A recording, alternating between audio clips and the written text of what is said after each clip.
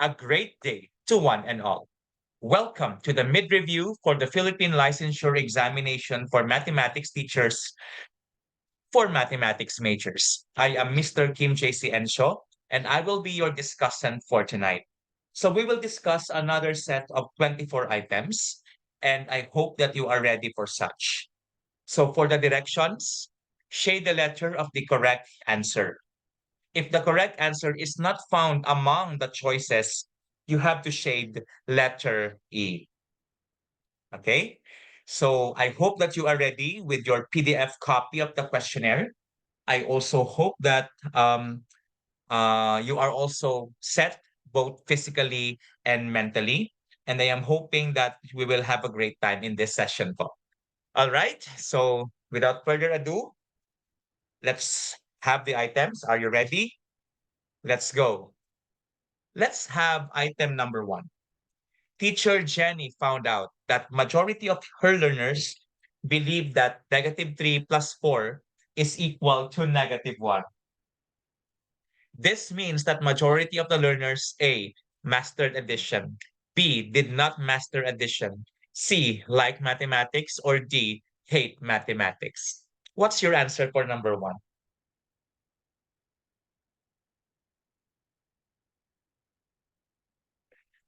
Okay, sige po. We'll wait for your answers.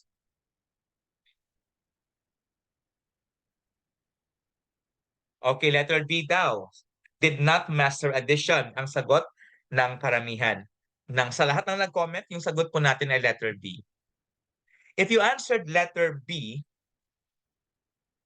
you are actually correct. Bakit? -3 plus 4 is equal to 1. And the fact that majority of them are convinced would actually imply that they did not understand or did not fully master addition.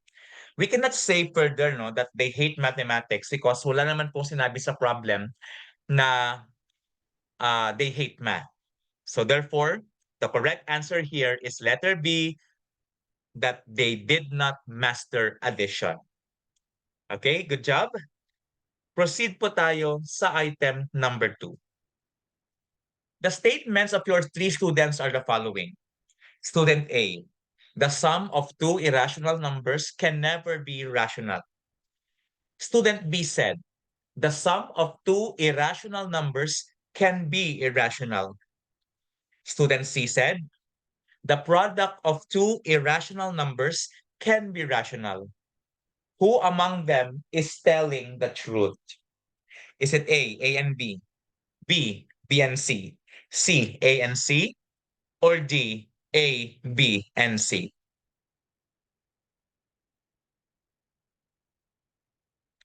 What do you think is the correct answer for number 2?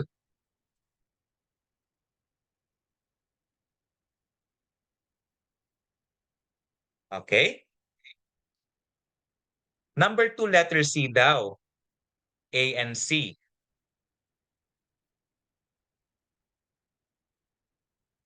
Okay. How about the others po? May sumagot ng letter B, which is B and C. So some of you answered letter B and some of you answered letter C. Ang tanong, tama nga kaya ang either B or C? Check po natin. And if you have statement A, the sum of two irrational numbers can never be rational.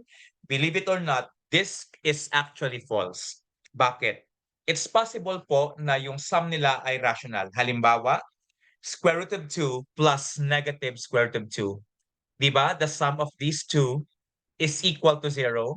And it is known that 0 is a rational number.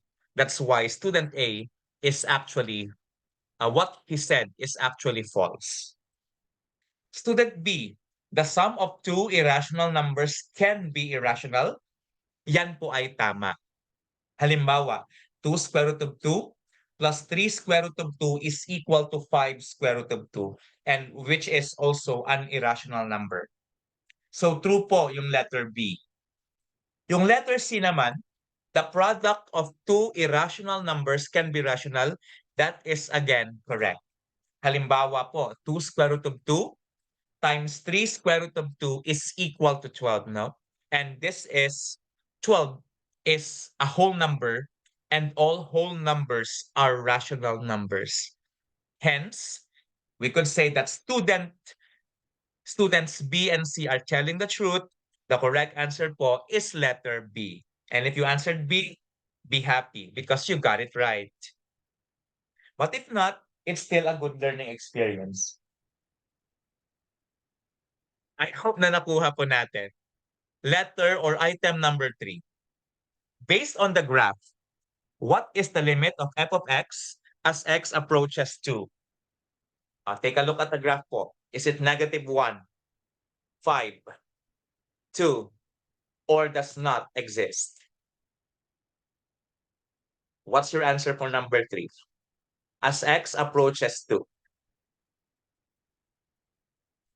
According to Ma'am Gemma, letter D daw does not exist. Naku, parang jowa ko, does not exist. Okay. What else? Okay. Huwag po tayong mahiya ha, huwag po kayong mahiyang magtanong kung may kung may medicine na ganyan. Wala. Okay. O letter D daw. Hindi nga po talaga nag-exist. Check po natin. So if you could see, what is the value of f of 2? Meaning, when we say, in this case, f of 2 po, no, it's the value of the function at x equals 2. Yung x equals 2 po dito, ito po siya, no?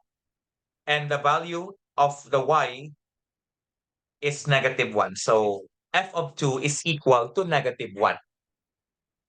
Now, how about what is the value of the limit of f of x as x approaches 2 from the left? No? If you could see yung minus na sign na to na parang exponent, it means as x approaches 2 from the left.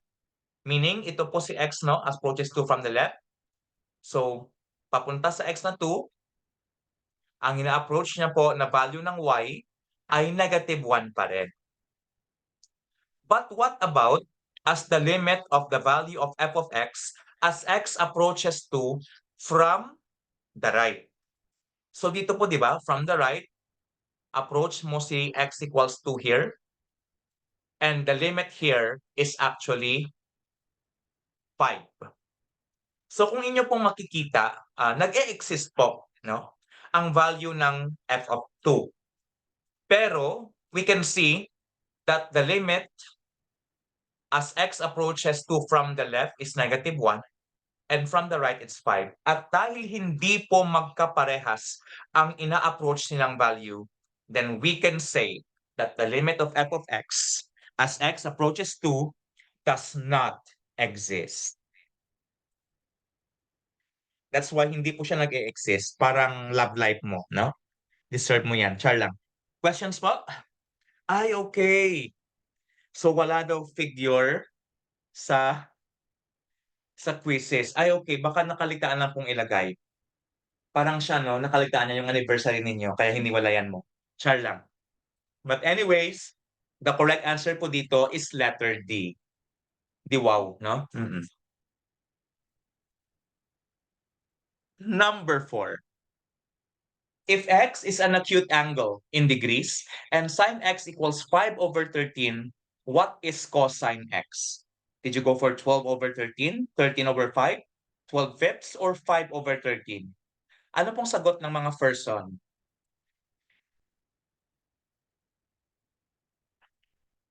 Okay, letter A daw. Sabi ni Ma'am Jackie Lou, blanco.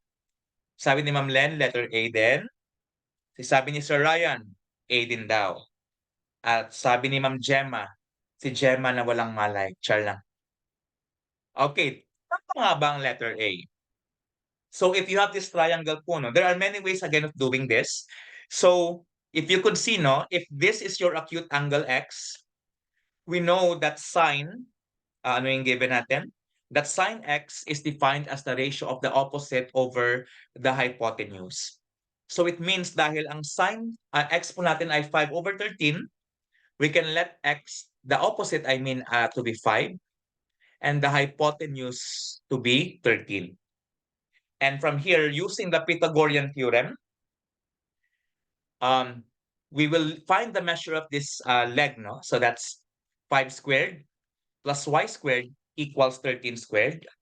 So that's 25 plus y squared equals 13 squared, or 169. So it follows po that y squared is equal to 144. And it implies, no, that the positive value of the remaining side is 12 units. So this is 12.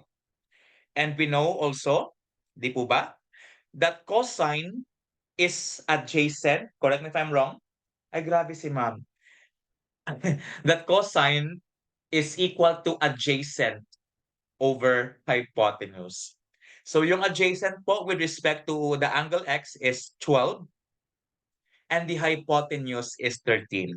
That's why cosine x is 12 over 13, letter A. Si Ma'am Gemma na walang malay, na may iba na pala siya. Naku, ma'am, gusto ko yan. Deserve mo yan. Char lang. Biro lang po, ma'am. Okay, number 5. Simplify. Sin x times tangent x minus cosecant x times tangent x. What's the simplified value of this? Did you go for cosine x, sin x, tangent x, or secant x? Ano kaya? Okay. Napatawa na lang for the first one. Oh, letter E daw, sabi ni Ma'am Jackie Lou. Wala raw tamang sagot dyan. How about the others po?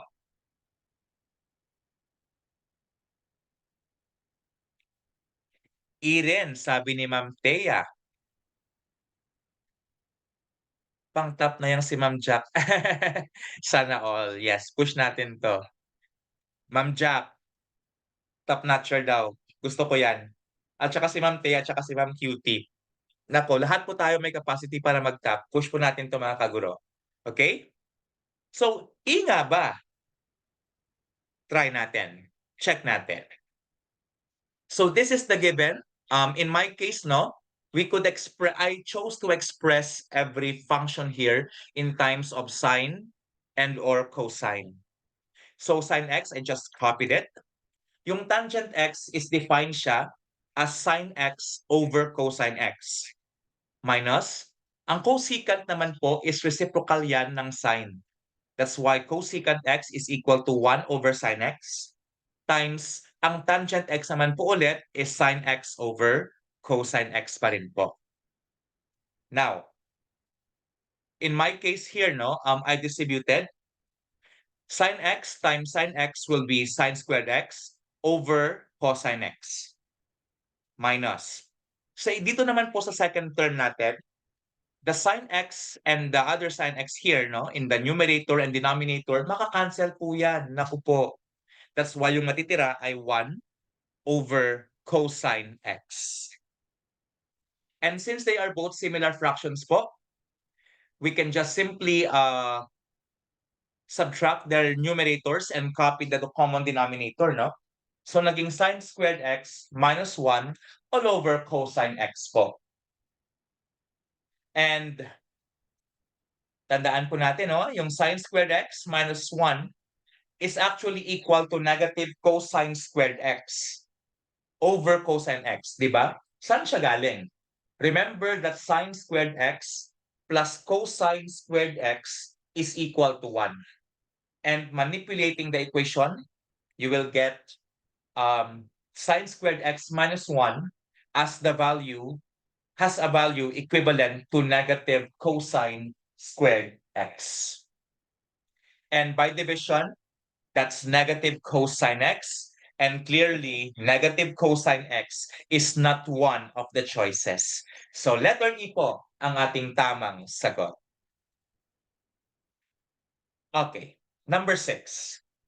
The following are equal to sine x except, is it A, 1 over cosecant x, B, cosecant x over cotangent x, C, cosine x over cotangent x, or D, tangent x cosine x? Which is which?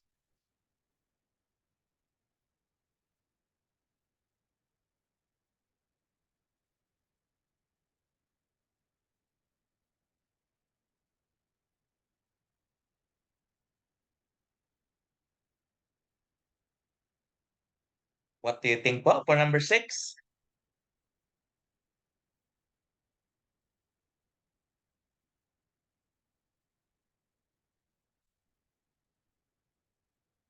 Letter C daw. May sumagot ng B. Check natin. So I hope no that you are familiar of your sine, cosine, tangent, sine, cosine, hexagon, no? Your magic hexagon po. And this looks like this, no? So yung reciprocal ng tangent, dapat ito tan, sine, cosine. Tapos yung cotangent is directly, yung opposite ng function ay directly opposite niya. Yung reciprocal I mean. So tangent is directly opposite or the reciprocal of cotangent. Sine, directly opposite of cosecant. Cosine is directly opposite of secant. And the middle number here is 1. And among them, letter B po ang tamang sagot. Bakit? Because letter A is correct because it's actually a rule po no that any function as long as defined in its respective domain, a certain function is equal to 1 divided by the opposite function. So sine x is equal to 1 over cosecant x. Tama po yan. Letter C is also correct. Cosine x over cotangent x. Bakit? We have a theorem that states no that any function is equal to the ratio of two consecutive functions. So we could say that sine x is equal to cosine x over cotangent x. So if you proceed in this direction, or if you move in a counterclockwise direction, sine x is equal to tangent x divided by secant x. So C is correct. Letter D is also correct. Bakit? We have any function as long as defined pa rin sa kanyang domain is equal to the product of its two adjacent functions. Isa sa left, isa sa kanyang right.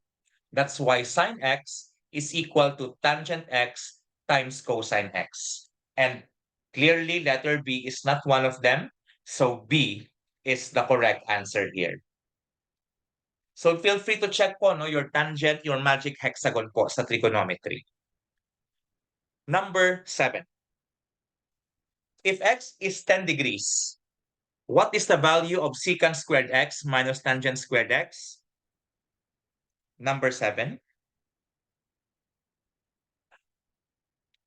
Letter A daw, 1, sabi ni ma'am. Ni ma'am or ni teacher RM Abelia.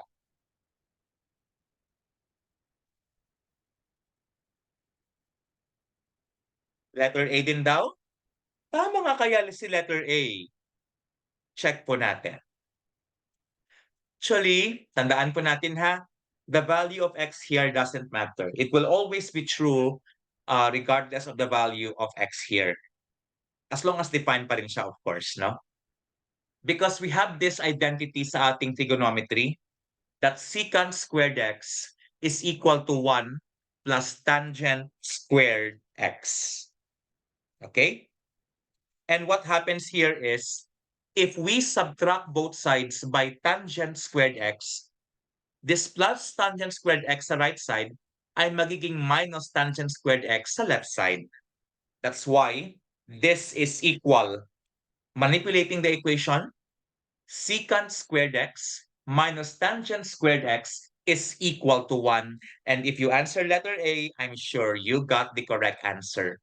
Or, kung may time po kayo, no? Let's say, just encode the value of 10 degrees sa x. You will still get the same correct answer. I hope po na clear sa atin.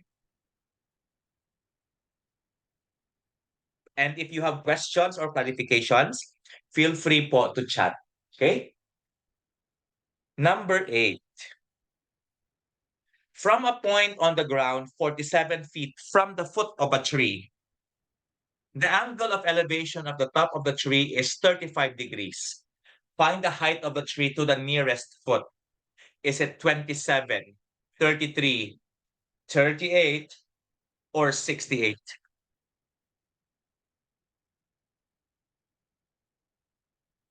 Ano po yung sagot natin sa number 8?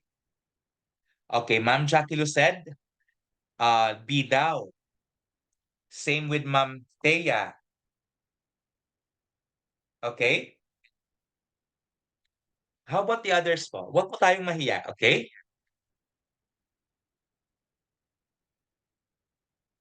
So marami kaya sa atin ang convinced na letter B kaya ang tamang sagot. So clearly, one of the best ways to answer this type of problem is to draw no, the illustration. And in this case po, usually po sa case na to, it is already an assumption that the foot of the tree, or let's say the tree, is perpendicular with respect to the ground. So yan po. So ito no, ito yung point na to, which is 47 away, 47 feet away from the base of your tree. Ito po yan. And ito po yun, no? Yung angle sa top niya is 35 degrees. So if you could see that this height of the tree here is unknown. So let's call it X for now. So ano po yung nangyari dito? So if this is 35 degrees, with respect to this acute angle, no? The X here is opposite, the opposite side. This 47 here is the adjacent side. And what function connects the opposite and adjacent? Sige nga po. Anong trigonometric function po yon ang nagko-connect sa opposite at saka adjacent side? Is it sine, cosine, or tangent? Very good. Thank you po, Ma'am Len. It's actually tangent. That's why tangent of 35 degrees, thank you po, Ma'am Thea and Ma'am Chakilu also, is equal to opposite, which is x, over adjacent, which is 47. Multiplying both sides by 47 to clear off fractions, then you have 47 times tangent 35 degrees equals x. And using your calculator, this gives you a value which is approximately 33. So therefore, the tree is 33 feet approximately. Letter B. Good job po. Number 9. On a windy day, a 90-foot rope tightly secures a hot air balloon to a stake in the ground. From the balloon, the angle of depression of the stake is 62 degrees. Find to the nearest foot the height of the balloon, assuming the wind to be constant. O, check nyo po. So ito po siya, 62 degrees. Ito, 62 degrees, your angle of depression. Ang tanong is, the height of the balloon. So gaano nga ba ito kataas mula dito? 9, may sumagot ng letter C, mayroon ding sumagot ng letter A. Okay, let's see kung sino kayang tama sa atin. So from here po, take note ha, if this is 62 degrees here, di ba? Because your angle of depression is with respect to your horizontal axis po palagi yan. Kaya, remember, if this is the ground, of course, we have the assumption that these two have to be congruent. Bakit? Because again, these two are, if this is a parallel line, if these two are parallel lines, I mean, and if this is a line which acts as a transversal, then these two angles are what? They are alternate interior angles. And they are congruent for this case. Because the two lines here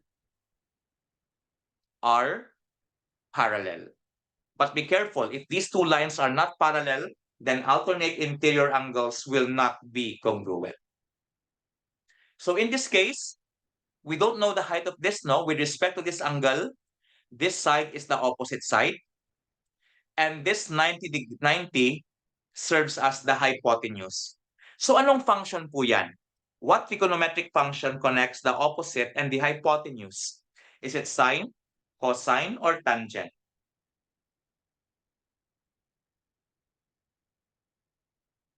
Okay, sine.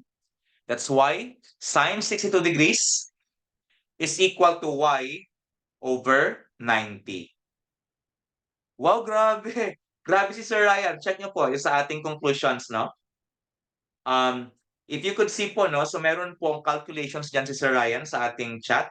And grabe, may written explanation pa talaga. Sana all.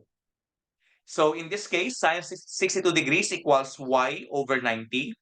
Multiplying both sides by 90 degrees, no? By 90, I mean, that's 90 is equal to sine 62 degrees equals y. And using your calculator, you get, and rounding it to the nearest whole number, you get approximately 79, and that is letter C. So if you answered letter C, congratulations. But if not, it's still okay po. Thank you po, Sir Ryan, for the very detailed explanation po. Check po yung chat natin. Number 10. A flagpole 18 feet tall casts a shadow 12 feet long at a specific time of the day. Find to the nearest degree the angle of elevation of the sun at this time of day. Is it 56, 48, 42, or 34?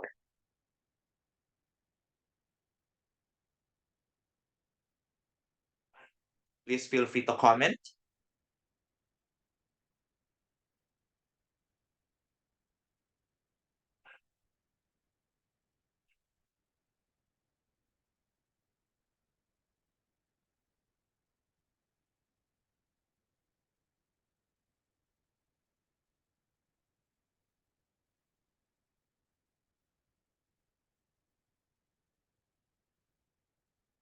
Okay, let's see. Okay, letter A daw.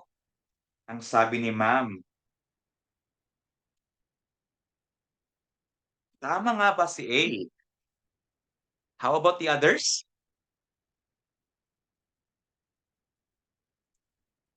Letter A din, sabi ni Teacher RM Abelia. We'll see. So ito po yung itsura niya. So if this is the object that is 18 feet tall, at ito naman po yung shadow niya, no? Dito sa floor. Yung shadow niya ay 12 feet long at siya naman ay 18 feet tall, no? Yung object. And we don't know the angle of elevation. And remember po, when we speak about angle of elevation, it is the angle with respect to the line of sight. And as it forms, no, I mean together with the horizontal axis. So this is what we're looking for. So ilang degrees kaya yan? So in your case, what function do you think are we going to use? Sine, cosine, or tangent?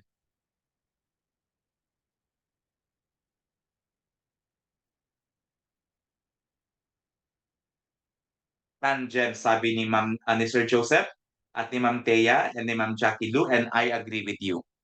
Bakit tangent? With respect to this, 18 is the opposite, and 12 is the adjacent, and TOA, so tangent. So tangent x degrees is equal to the opposite, which is 18, over the adjacent, which is 12, and 18 over 12 simplifies to 1.5, right? But since we're looking for the angle, let us take the tangent inverse or the arctangent of both sides. And using your calculator, it gives you a value which is approximately 56 degrees. Letter A. Okay. Good job. And I hope we are doing well, mga kaguro. 11. If theta is between 0 and 90 degrees, such that sine theta is equal to cosine theta, sine theta cosine theta is equal to square root of 3 over 4, what is theta in degrees?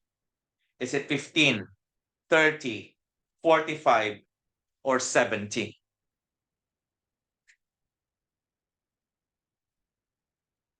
Okay? Sagot ninyo ay letter B sa problem na to. Ano nga kaya ang B? So if this is the case, no, meron pong special technique dito, and that is we will multiply both sides of the equation by 2. So multiplying both sides of the equation by 2, we have 2 sine theta, cosine theta, and here, no, square root of 3 over 4 times 2 will become square root of 3 over 2 na lang. And you might be thinking, Sir, bakit ganyan? Ano ang purpose sa pag-multiply ng 2? The purpose of multiplying both sides by 2 is to use the identity. Di ba meron tayong identity? That 2 sine theta, cosine theta is equal to what? 2 sine theta, cosine theta is actually a trigonometric, this is a double angle formula, which is equal to sine 2 theta. Di po ba? So sine 2 theta equals square root of 3 over 2. And tandaan po natin, no, that square root of 3 over 2 is the value actually of sine 60 degrees. So sine 2 theta equals sine 60 degrees. Actually, marami pang value sana yan. Pero sa problem po natin, restricted siya in such a way that theta should be between 0 and 90 degrees. Kaya pinili po natin yung 60 degrees na lang. And therefore, it follows that 2 theta is equal to 60 degrees, and dividing both sides by 2, you have 30 degrees as the value of theta. Letter B. If you don't know, however, if you don't know the process to this, no, you can still do trial and error among the choices and check kung saan sa kanila ang magbibigay ng expected na sagot or ng tamang sagot. I hope na nakuha po natin. Number 12. What is the range of y is equal to 3 sine 2x?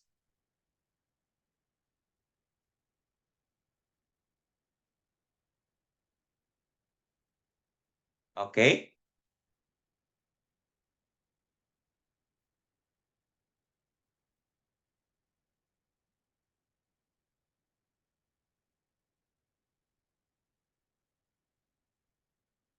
Dog daw, ang sabi ni Sir Ryan.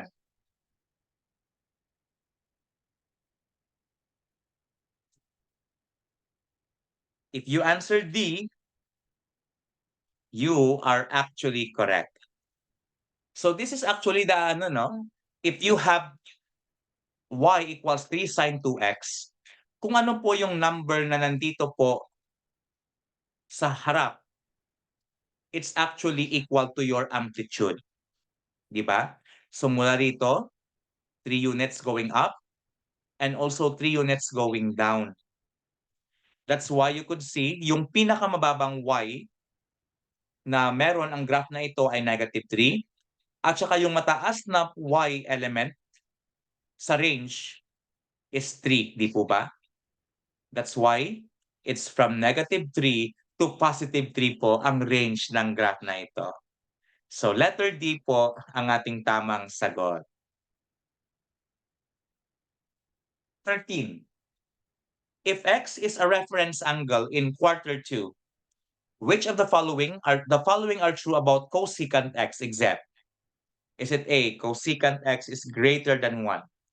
B, cosecant x is positive? C, cosecant x is greater than cosine x? Or D, A, B, and C are correct? Letter D daw, sabi ni Teacher RM. Letter A daw, sabi ni Ma'am Jackie Lou.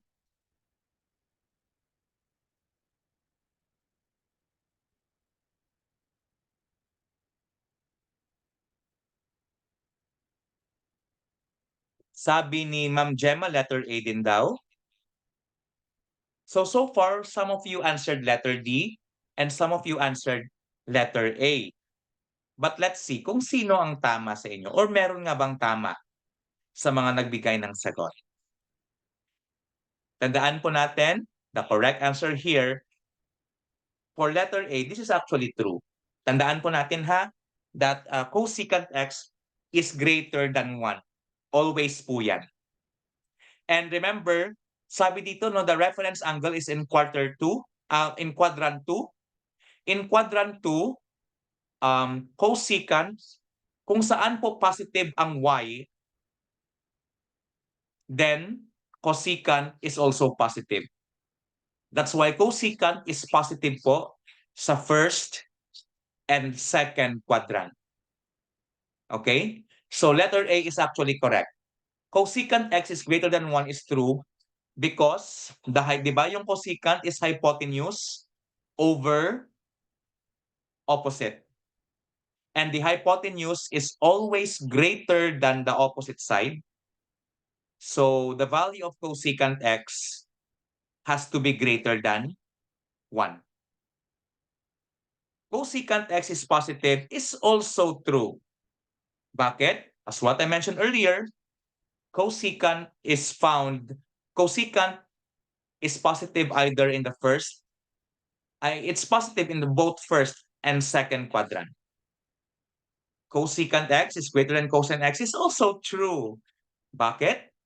Kasi in the second quadrant, cosecant is positive and cosine is negative in the second quadrant.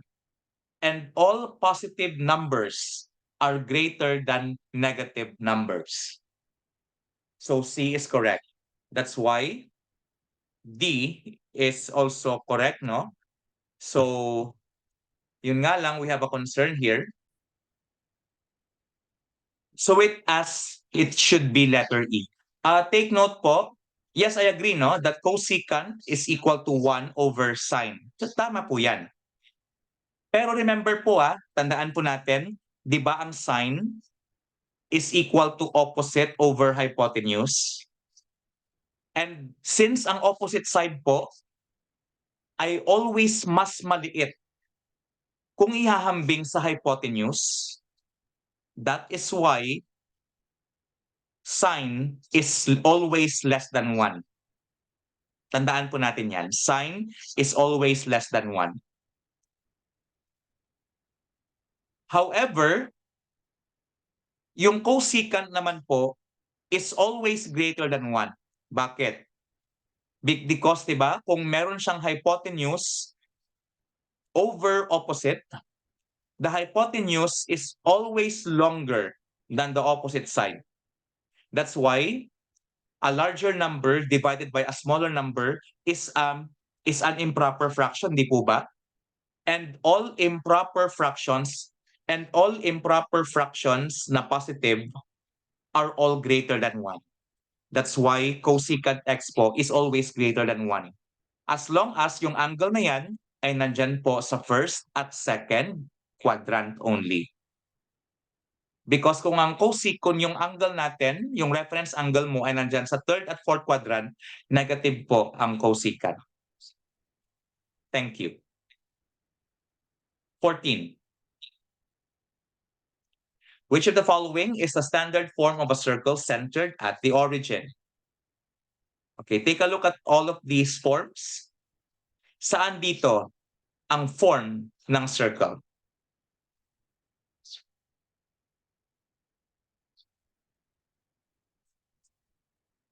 Okay.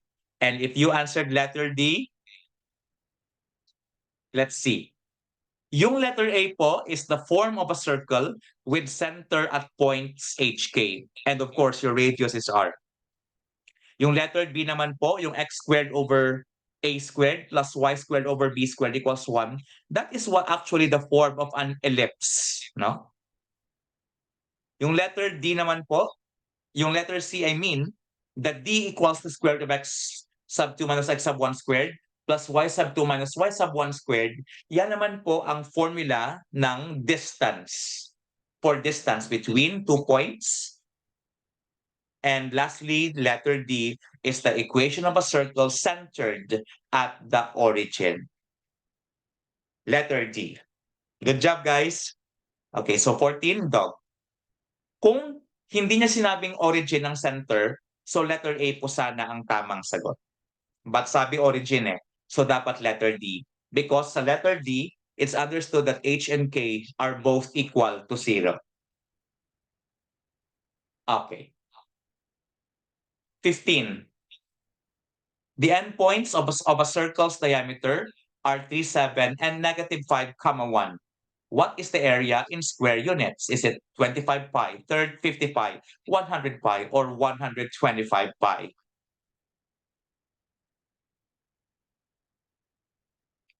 Okay? Ma'am Jackie Lou, Ma'am Thea, Sir Ryan, answered letter A, 25 pi. Let's see. Also, Ma'am Isabella as well answered letter A. So, take note, no? Since you are given the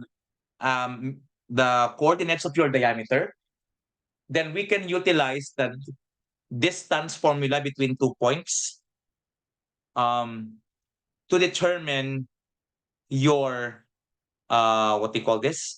The length of your diameter. So I let 3, 7 be x sub 1 and y sub 1 respectively, and negative 5, 1 as x sub 2, y sub 2 respectively.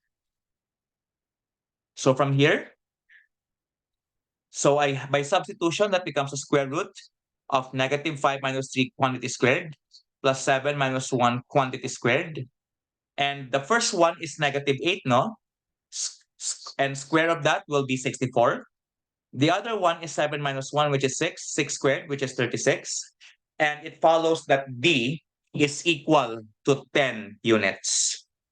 But take note, in this case, these are the endpoints of your diameter, tama? And it's known that the radius is half of your diameter. Therefore, it follows that your radius has to be 5 units. By substitution, to the area of a circle, pi r squared.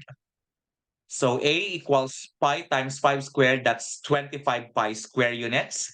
And that's letter A. I hope na nakuha po natin. And grabe si Sir Ryan. Meron din siyang meron din siyang na-present dito na solution for item number 15 as well. All right. 16.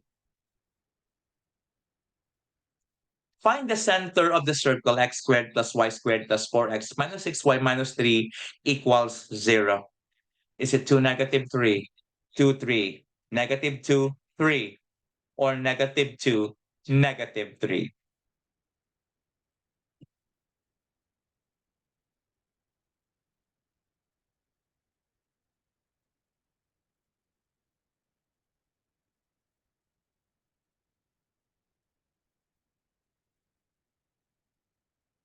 Letter C daw, sabi ni ma'am, manifesting. Yeah, push natin ma'am, let's manifest this.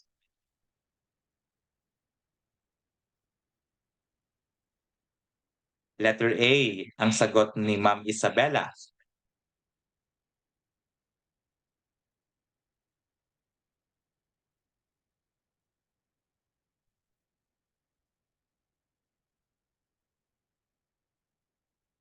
Letter C, ang sagot ni Ma'am Jackie Lou as well. And let's see if merong nakakuha ng tamang sagot sa atin. All right. Mula rito, sige, let's have the long method first, no? Let's have the long method first. So what I did first was I grouped together expressions having x and also grouped together the coefficients of all terms with y, I mean. Then I isolated the negative 3, the constant dito sa right side. That's why we have x squared plus 4x plus y squared minus 6y equals 3. Okay? Then, completing the square po. Ito po yung long method po muna ha. So, di ba, to complete the square, yung coefficient ni x, take note you can do this only if directly if the coefficient of your x squared and y squared are both equal to 1. Okay? So anyway, they're both equal to 1. So to complete the square, di po ba, divide mo to by 2. Yung coefficient ni x will be divided by 2, then squared. So 4 divided by 2 is 2. 2 squared is 4. So plus 4 po dito. So dito naman po sa y squared minus 6y, Employing, completing the square also, ano pong i-a-add nating coefficient sa y squared minus 6y? 9, tama po. Because negative 6 divided by 2 will be negative 3. Square of negative 3 will be 9. That's why I added 4 here, I added 9. And of course, to maintain equality, whatever expression added on the left side should also be added on the right side. So I added also 4 and 9 in both left and right hand side. And expressing this as a square of a binomial, we have x plus 2 quantity squared plus the second group will be y minus 3 quantity squared equals 3 plus 4 plus 9, that's 16. Okay? And equating your center has to be negative 2, 3, which is letter C. Bakit naging negative 2, 3? Actually, i-equate mo lang naman yung nasa loob nito to 0. If x plus 2 equals 0, then x is negative 2. Y minus 3 equals 0, y is equal to 3. Okay. That's why letter C. Meron pa pong shortcut dito. And that shortcut is, ang technique dito is, kung ano po yung dito po balik po tayo sa original. This is the general form, no? Take note you can do this shortcut directly if the coefficient of x squared and y squared are both 1. And dapat plus yung nasa gitna nila kasi circle to. Ang technique is, ito po yung 4. Kita niyo po yung 4x na to at saka yung minus 6y. Ang 4x, just divide by negative. Di ba yung coefficient ni x is 4? Just divide each by negative 2. 4 divided by negative 2, so you see negative 2. Ito din, no? Divide by negative 2. Negative 6 divided by negative 2 is equal to 3. That's why you have negative 2, 3. Yan lang po yung shortcut niya.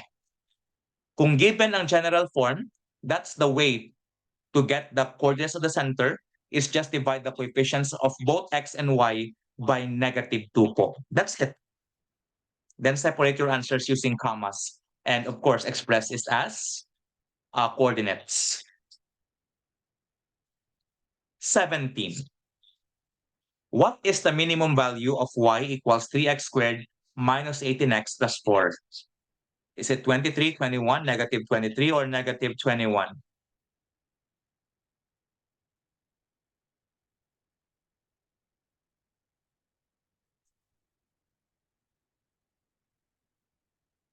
Ano po yung sagot natin sa item number 17?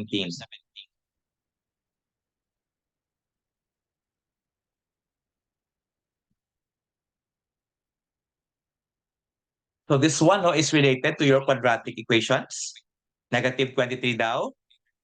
Let's see kung tama ang negative 23.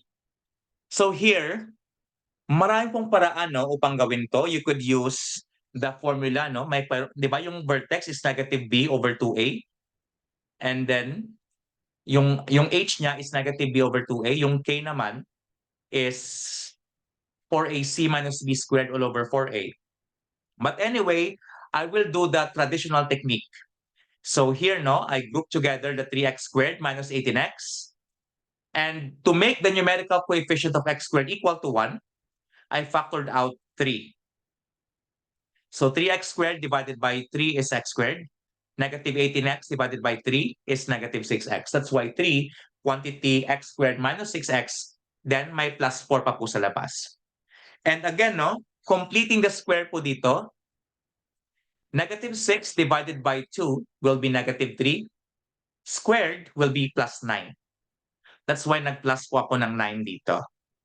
And you might be thinking, sir, bakit may minus 27 dito? The thing is, di ba, i-multiply mo to, 3 times 9, 27. So nag-add ka ng 27. And how do you counteract plus 27? Kasi same side lang eh. Nag-add ka ng 27 sa left side, so subtract ka rin ng 27 dapat sa right side, di po ba? That's why meron po akong minus 27 also. Because this usually happens if you are adding the same number sa same side. And with that, this is 3 times. This trinomial could be expressed as the square of x minus 3 minus, bakit? Ito no, 4 plus minus 27, that's minus 23. And that's why this is what you call the vertex form of your parabola. And since positive po yung ano no, yung numerical coefficient, therefore this parabola opens upward. And if a parabola opens upward, then the vertex is the minimum point. And clearly the minimum value is this term outside, which is negative 23. So, letter C. Kung tatanungin po kayo, anong value ng x ang makapagbibigay ng minimum value? The value of x is 3. Bakit? Yung x minus 3 will be equated sa 0. So if x minus 3 is 0, then x is equal to 3. So the vertex nito is 3, negative 23. It means that since the parabola opens upward, the function attains its minimum value at x equals 3, and the minimum value of the function is negative 23. Letter C. 18. Write the equation of the ellipse with center at negative 2, 1, with horizontal major axis of length 10 units and the minor axis of length of 8 units. Which is which? Take a look at equations A, B, C, and D. Which is correct?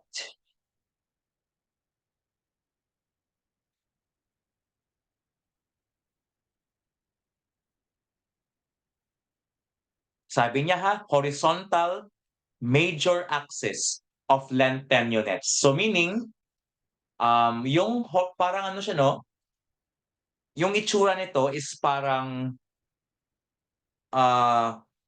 horizontally mas mahaba siya kaysa sa pag vertically. Parang ganun. Ano kaya? So, letter C daw? Okay, that's for 17 pala. How about for 18?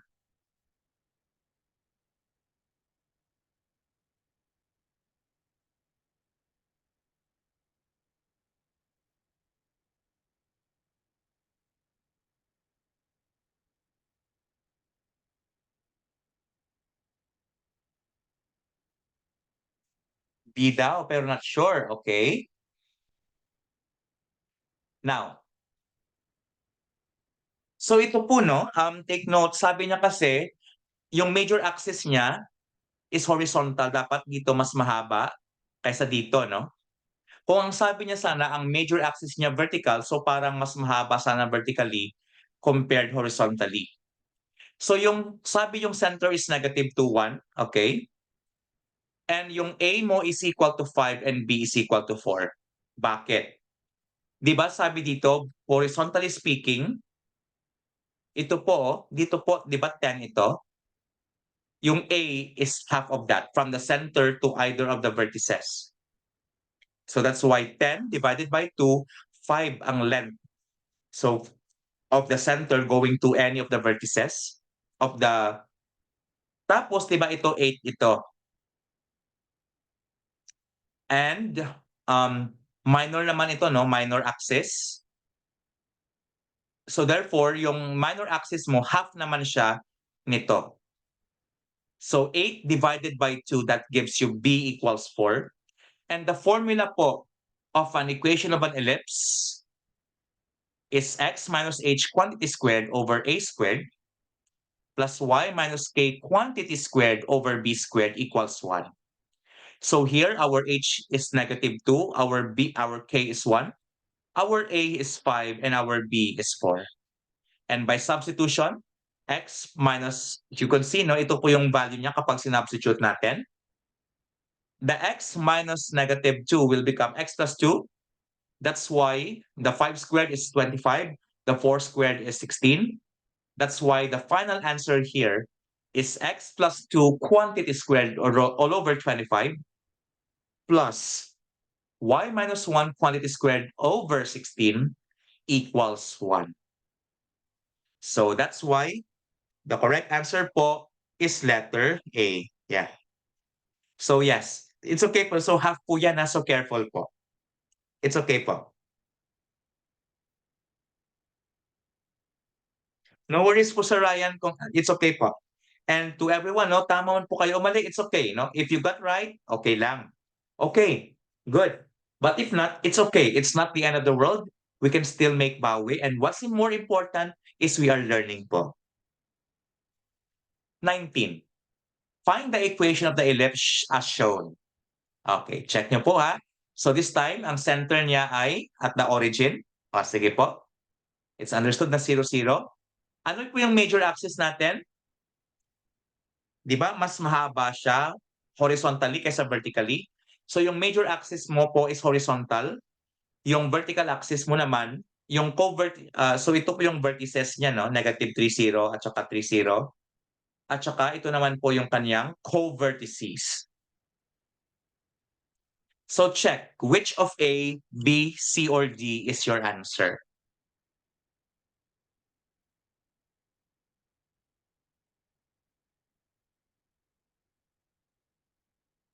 Letter B daw, x squared over 9 plus y squared over 4 equals 1.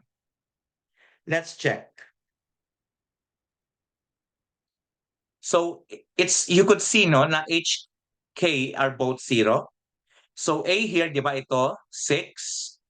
So but from the center to any of the vertices, 3 units yan. That's so therefore your A, your major axis here is this horizontal axis is 3. Your vertical axis is now has a length of 2.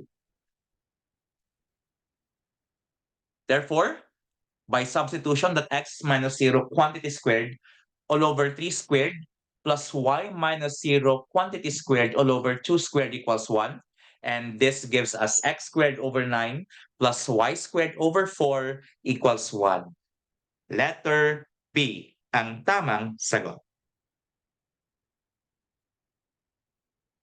All right. Good. 20. The equation x squared plus y squared plus 10x plus 4y plus 29 equals 0 is it A, a point circle, B, a circle with positive radius, C, cannot be determined, or D, a circle that does not exist?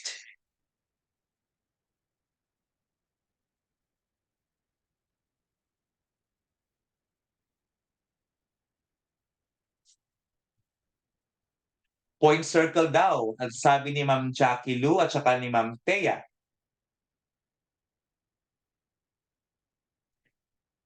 Okay, so another friend of ours answered letter B, a circle with a positive radius.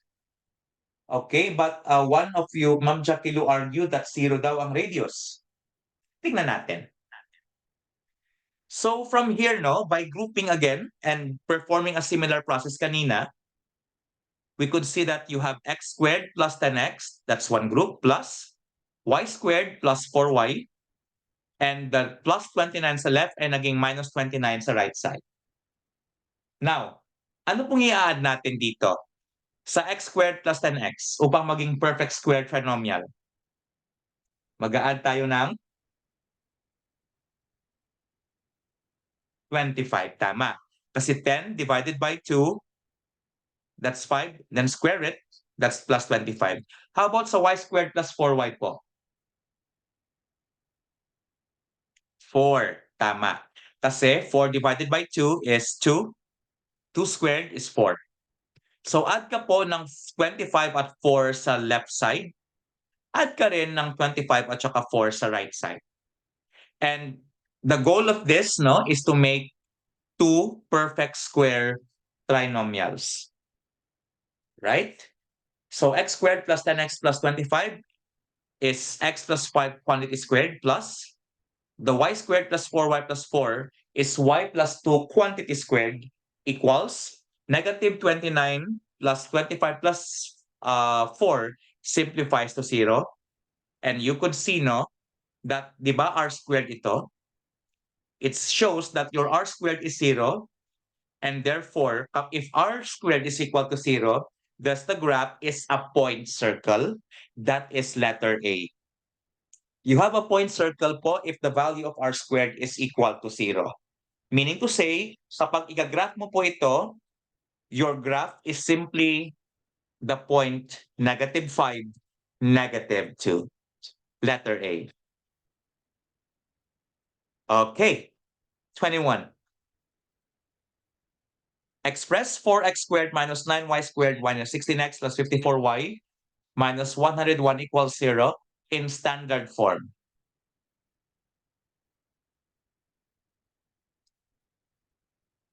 Ano pong sagot ninyo dito for number 21?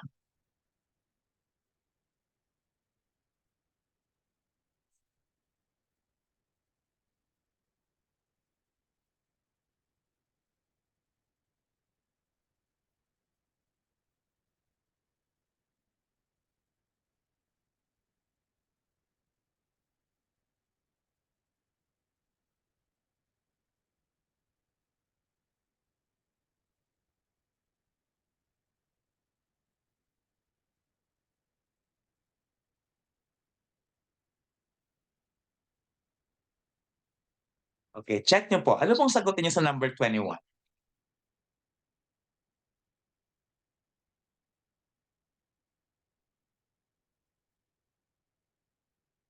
Okay? Letter C daw ang sagot. Sabi ni Sir Ryan.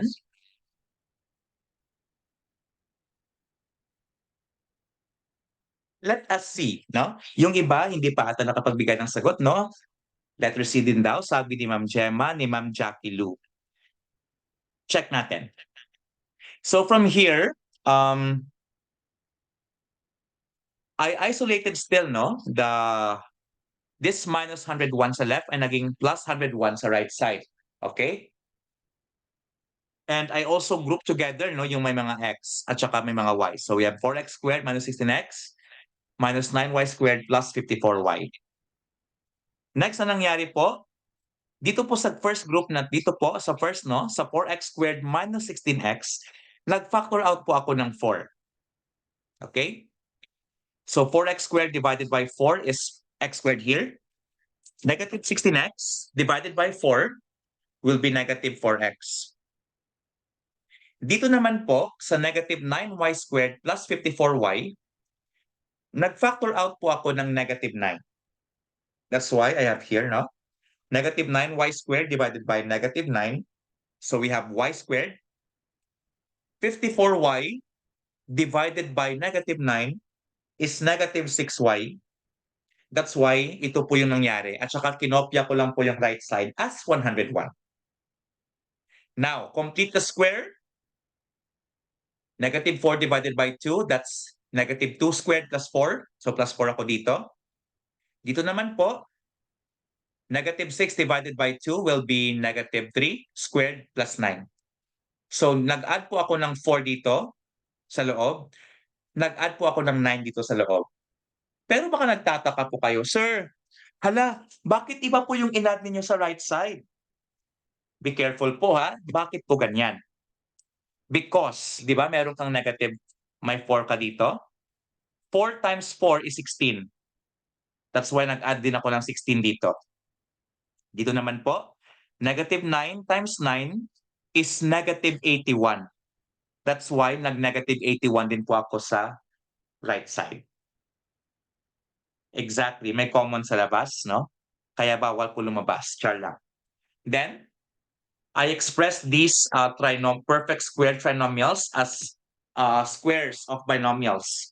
That's why I have 4 times x minus 2 squared minus 9 times y minus 3 squared equals, yung right side simplifies to 36. Okay? And in here, no, ang goal po natin ay gawin pong 1 ang right side. So how can we make the right side equal to 1? By dividing both sides by 36. And dividing both sides by 36 gives us 4 times x minus 2 squared over 36 minus 9 times y minus 3 quantity squared over 36 equals 36 over 36, which is just 1. So the 4 over 9, no? The 4 over 36, I mean, simplifies to 1/9. The 9 over 36 simplifies to 1/4. That's why the final answer here is x minus 2 quantity squared all over 9 minus y minus 3 quantity squared all over 4 equals 1. So if you answered letter C, good job. Tama po kayo. Yay! 22. I hope na nakuha po natin. 23. Evaluate the limit of 10x cubed minus 2x squared plus x minus 5 all over 2x cubed minus 8x minus 1.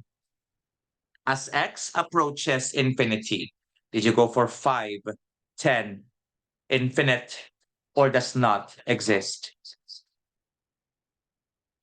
Ma'am Jackie Lou and Ma'am Gemma, Sir Ryan, Ma'am Len answered, and others are also commenting, no? They answered A, 5 daw. Sabi ni Sir Joseph, letter A din. Tama nga kaya ang A. Actually, the technique here, no? If you are finding the limit of rational functions, in this case, whose numerator and denominators are both polynomials, as x approaches infinity, divide each term with the variable with the largest exponent. So you see, no, yung variable dito, ang largest exponent ay ng variable ay 3. That's why divide each term by x cubed. So yan po yung labas niya. Dinivide ko lang po yung bawat term by x cubed. And simplifying each term, we have the limit of, this is 10. This simplifies to 10 minus 2 over x plus plus 1 over x squared minus 5 over x cubed all over. This is 2 minus 8 over x squared minus 1 over x cubed. As x approaches infinity. Next, tandaan po natin ha, di ba? If you are dividing a constant by x or by a variable, and as the variable increases indefinitely, then its value approaches 0. That's why yung lahat po ng individual terms na may variable na x sa denominator will become 0 as x, or will approach 0 as x approaches infinity. That's why this is 10 minus 0 plus 0 minus 0 all over 2 minus 0 minus 0 as shown. This is 10 over 2, which simplifies to 5, letter A. Or, I agree as well, no, with Ma'am Jackie Lulagos, if if both your numerator and denominator are polynomials, and if they have the same degree. When we say same degree, if the highest exponent of your numerator is equal also to the degree of your denominator, then just take the ratio of their leading coefficients. So you see, both of them are third degree equations. Ito, yung leading coefficient niya 10. Ito, 2. 10 over 2, 5. Yan po yung shortcut if they have the same degree. Kung mas mataas po ang degree ng numerator, then the limit will be infinite. Pero kung mas mataas po ang degree ng denominator, then the limit will be 0 as x approaches positive infinity. Thank you. 23. Differentiate e raised to x cosine of x squared. Okay, so take a look po at choices A, B, C, and D. Which do you think is correct?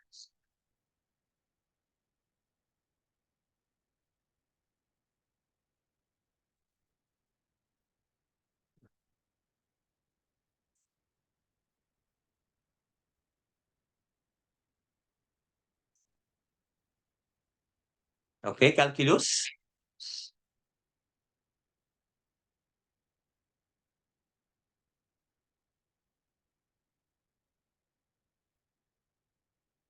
Letter D daw. Nag-caltex si ma'am. Okay, trial and error. Okay.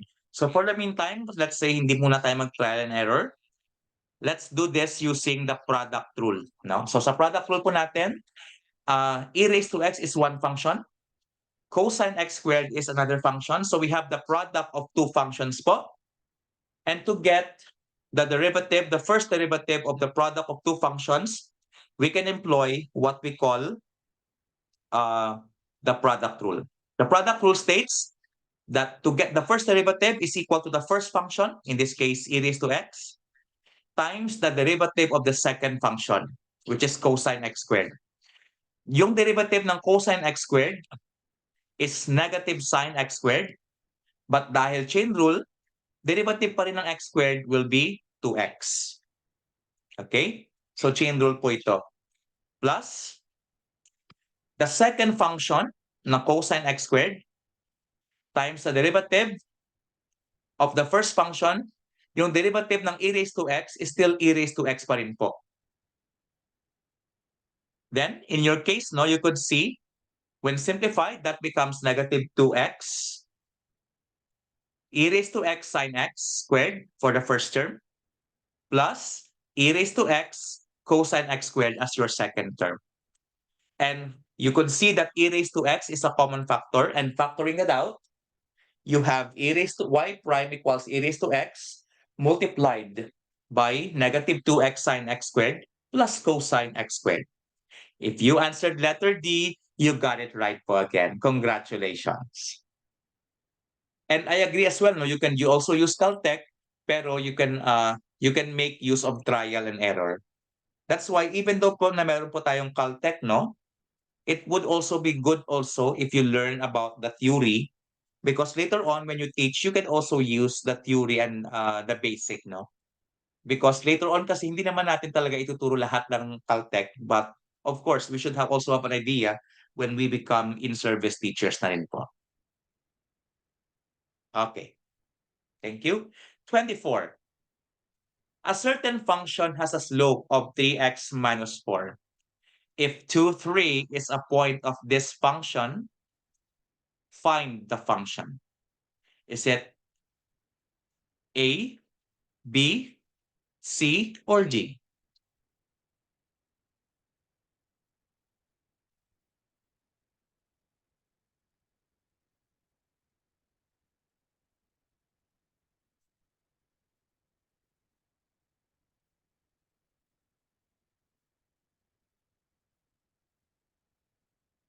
What do you think?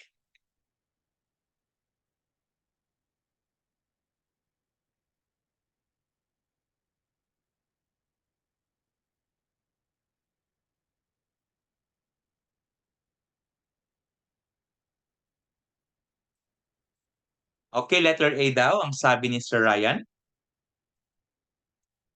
Let's see kung tama. And take note po ha, 'di ba? Given yung yung slope, and 'di ba yung concept ng slope is actually your first derivative po no ng function mo. So therefore, it follows that f prime of x, or the derivative, is equal to 3x minus 4. And to look for the function, we will use integration po. So f of x is the integration of 3x minus 4 dx. And by the power rule, we will add the exponent of x by 1. So 1 plus 1, 2. And whatever your exponent ng variable, magiging denominator mo yan. So 3x squared over 2, yung integration nito. Whereas minus 4, its integration is minus 4x plus c pa rin. But we don't know no, kung ano yung constant na yan. Di po ba? But meron po tayong alam that since the point 23 is a point of this function, it follows that x is 2 and your y or f of x is 3. So we will replace x by 2 and f of x by 3 with the aim of solving for the value of c. By replacing it, we have 3 equals 3 times 2 squared all over 2 minus 4 times 2 plus c. That becomes 3 times 2 squared. It's 12 over 2, 6 minus 8 plus c. So 6 minus 8 becomes negative 2. So 3 equals negative 2 plus c. And adding both sides by 2 gives us c equals 5. And therefore, with c equals 5, then replace c with 5, and you will get f of x equals 3x squared over 2 minus 4x plus 5. And if you answered letter A, congratulations. You got it correctly. Okay? I hope na nakuha po natin yung ating explanation. Salamat po. And let's have some sort of extra math right now. Okay, check nyo po yung problem number 1. How many non-overlapping squares are there in figure 99? By the way, no, I forgot to emphasize here, the squares that I am referring to here are unit squares. Sa figure 0, isa lang siya. Sa figure 1, 5 sila. 1, 2, 3, 4, 5. Sa figure 2, ilan sila? 1, 2, 3, 4, 5, 6, 7, 8, 9, 10, 11, 12, 13. How about sa figure 3?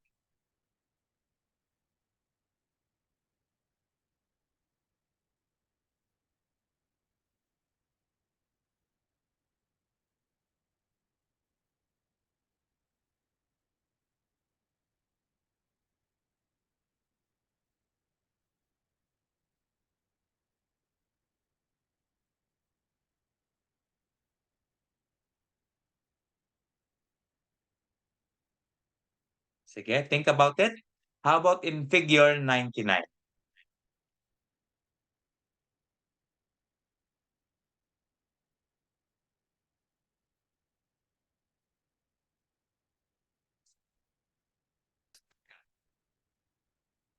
Okay, sabi ni Sir Joseph, 19,801 daw. Let's see kung tama. So if you could see, no, in figure 0, that 0 squared plus 1 squared, isa lang siya. In figure 1, di ba meron kang 5? But 5 could be expressed as 1 squared plus 2 squared. Dito naman po sa figure 2, meron kang 14, di ba? 13, I mean, na squares. But 13 is equal to 2 squared plus 3 squared. That's 4 plus 9. In figure 3, meron kang 3 squared plus 4 squared, which is 25 squares. Now, ang tanong, if we are going to continue the pattern, what two square numbers are we going to add to determine the total number of squares?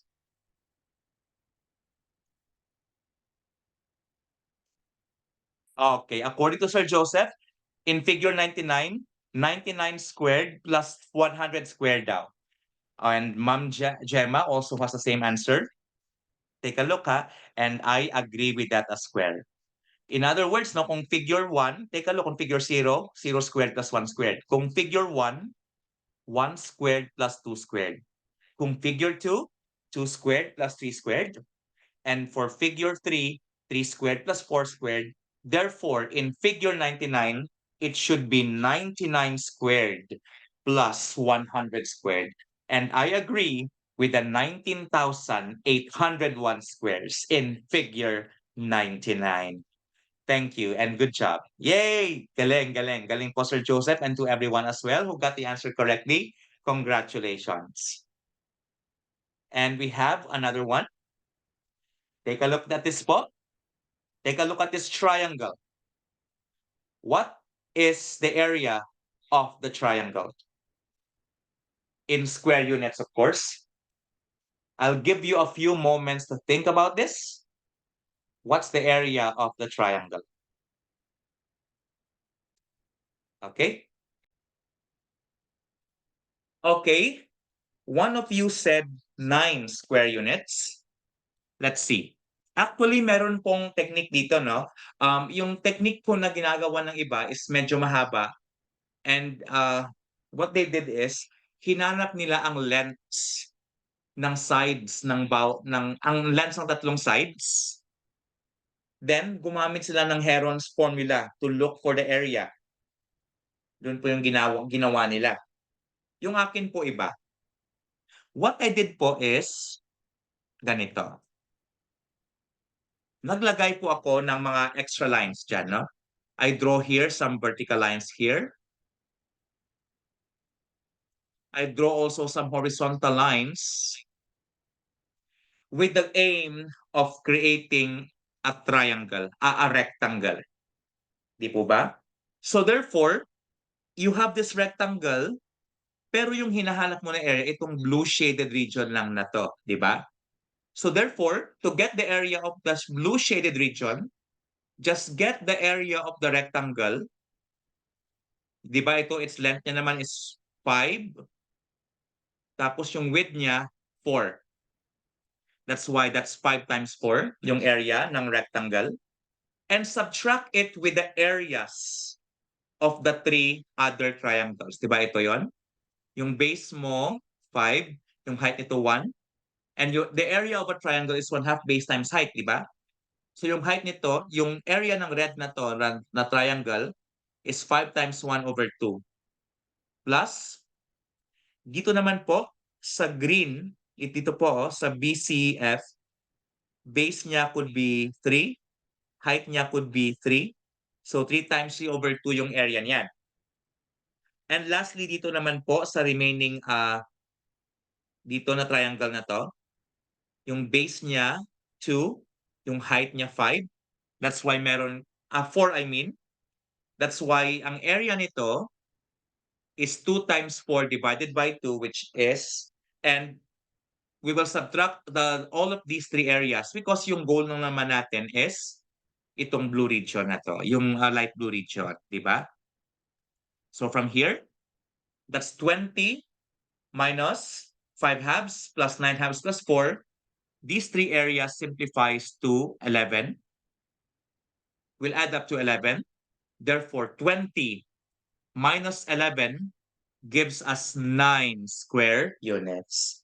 So that's why, therefore, the area of the triangle given to you is 9 square units.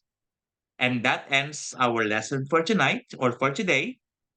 Thank you very much and a great day to one and all.